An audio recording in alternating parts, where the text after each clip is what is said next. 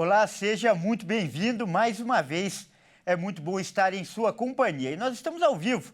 Agora são 11 horas pelo horário de Brasília. E a partir de agora você acompanha comigo as notícias do Brasil e do mundo desta terça-feira. Vamos então aos destaques do dia. Olha só, uma das novidades da tão esperada reforma ministerial do governo será a criação de uma pasta para as microempresas. O anúncio foi feito pelo presidente na manhã desta terça-feira. O presidente Lula afirmou que pensa em criar um ministério para cuidar dos assuntos de interesse dos pequenos negócios. A declaração foi dada durante a transmissão semanal feita por Lula nas redes sociais e, se confirmada, será a 38ª pasta do atual governo. Lula destacou a importância dos empregos com carteira assinada, mas disse que muitos brasileiros desejam ser empreendedores e, por isso, é preciso dar condições para esses trabalhadores realizarem o sonho de ter uma pequena empresa e também gerar emprego. Eu estou propondo a criação do Ministério da Pequena e Média Empresa, das cooperativas e dos empreendedores individuais, para que tenha um ministério específico para cuidar dessa gente que precisa de crédito e de oportunidade. Criar condições. Por isso eu quero valorizar muito os empreendedores individuais, quero valorizar muito as cooperativas e quero valorizar muito a pequena e média empresa, porque ela gera 60% ou 70% do emprego desse país. E quanto melhor tiver a pequena empresa, melhor está a grande empresa, melhor está o salário, melhor está a vida do povo.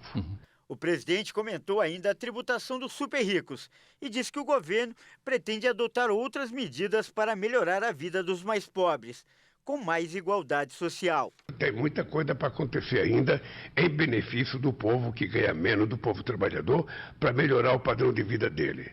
Tem muita gente que ganha muito e paga muito pouco. E tem muita gente que ganha pouco e paga muito. A participação no lucro dos trabalhadores se paga imposto de renda. Mas a participação no lucro dos empresários não se paga. Então nós temos que inverter essa lógica. Sabe? É simples assim que a gente vai consertar o Brasil.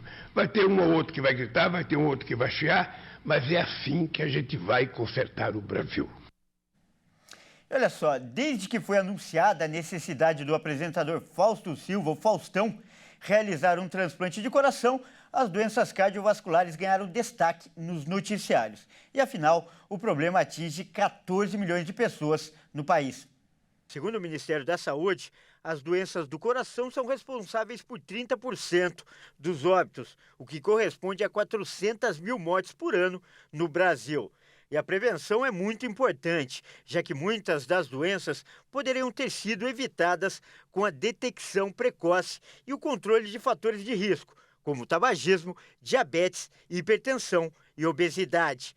Em parte, isso se deve ao ritmo da vida moderna, dietas com muito sal, gordura e açúcares, além de estresse e pouca atividade física. Um estudo da Sociedade de Cardiologia do Estado de São Paulo apontou que cerca de 23% dos brasileiros nunca sequer foram ao cardiologista. Somente entre 2017 e 2021, mais de 7 milhões de brasileiros perderam a vida devido a doenças do coração. Os dados são do Instituto Nacional de Cardiologia e consideram todas as doenças que afetam o órgão ou seus vasos sanguíneos. Somente neste ano, a Sociedade Brasileira de Cardiologia estima que mais de 264 mil mortes ligadas a essas condições já foram registradas no país. E o ex-ministro do Meio Ambiente virou réu em uma ação que apura exploração ou exportação ilegal de madeira. Também são investigados crimes contra a flora e corrupção. O atual deputado federal Ricardo Salles se tornou réu em uma ação que apura um esquema de exportação ilegal de madeira, quando era ministro do Meio Ambiente. O ex-presidente do IBAMA, Eduardo Bin, e outros servidores também foram denunciados pelo Ministério Público Federal. De acordo com a denúncia, as investigações apontam para a existência de um grave esquema de facilitação ao contrabando de produtos florestais. O Ministério Público elencou uma série de apreensões de madeira de origem brasileira nos Estados Unidos, que estavam sem a documentação necessária para exportação. Segundo as investigações, diante das apreensões, um conjunto de empresas do setor madeireiro buscou apoio junto aos 2 servidores do IBAMA, incluindo o superintendente do órgão no Pará. Segundo o Ministério Público, os servidores do IBAMA emitiram certidões em um ofício sem valor jurídico, com o objetivo de liberar a madeira apreendida. Mas a documentação não foi aceita pelas autoridades norte-americanas em razão da ilegalidade. Ainda conforme a denúncia, em fevereiro de 2020, Ricardo Salles se encontrou com os representantes das empresas envolvidas no suposto esquema, além de parlamentares, para uma reunião sobre exportação de madeiras ativas no estado do Pará.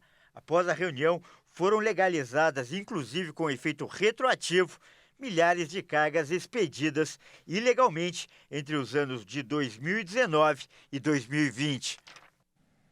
Vamos agora aos destaques internacionais.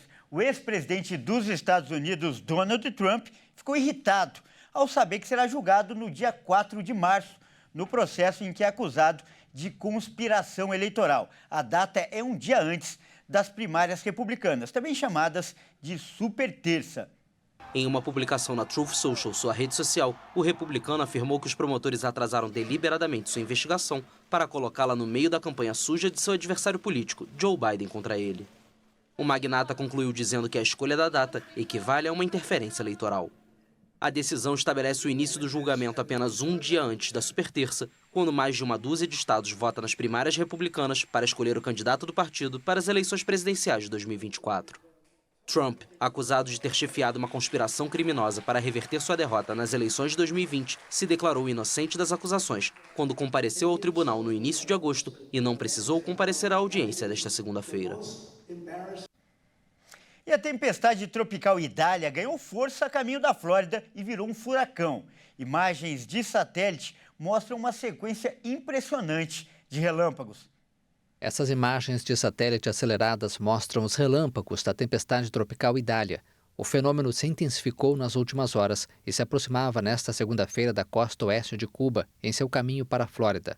No estado americano, a previsão é de que chegue como um furacão de categoria 3, com ventos de 178 a 208 km por hora. O Centro Nacional de Furacões dos Estados Unidos, o NHC, emitiu um alerta para a província cubana de Pinar del Río. O fenômeno se desloca para o norte a 13 km por hora e deve ganhar força nas próximas horas até alcançar a costa oeste da Flórida. Ron DeSantis, governador da Flórida e pré-candidato à presidência dos Estados Unidos, declarou estado de emergência em 46 condados. Bom, é isso aí. Essa edição fica por aqui. Eu agradeço demais pela sua companhia e convido a continuar ligado em nossa programação, porque às 13 horas eu volto junto com a Dani Paris e mais notícias para você. Até mais!